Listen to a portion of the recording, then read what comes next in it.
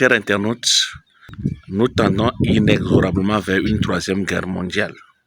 La semaine prochaine, la Russie va commencer des exercices militaires avec le Cuba. Et nous savons que le Cuba est un ennemi juré des États-Unis.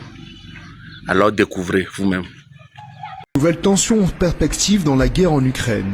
La Russie vient de déclencher une manœuvre militaire audacieuse qui pourrait bien provoquer l'hydre de Washington. La semaine prochaine, des navires de guerre accompagnés d'un redoutable sous-marin nucléaire seront sur l'île de Cuba et ravivent les souvenirs de la crise des missiles de 1962. Cette décision stratégique marque un tournant dans les relations internationales.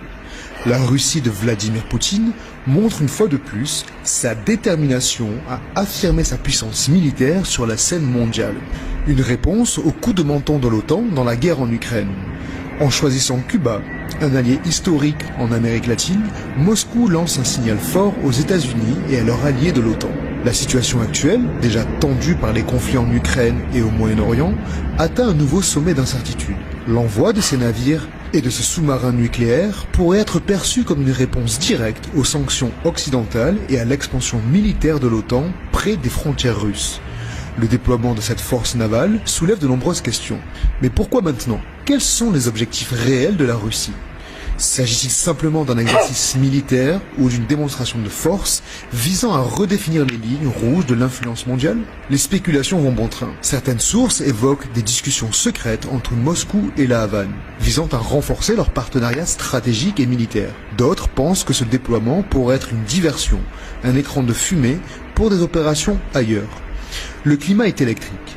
Les réactions internationales ne se sont pas faites attendre.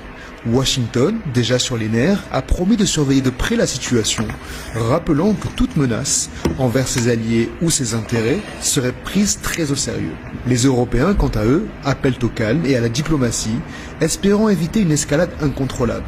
C'est un pas de plus vers l'internationalisation du conflit, moins de 48 heures après la mise en garde de Vladimir Poutine contre l'Occident.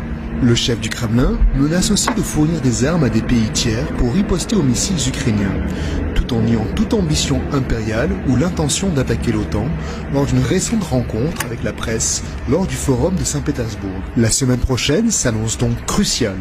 Alors que les navires russes se dirigent vers les eaux cubaines, le monde entier retient son souffle.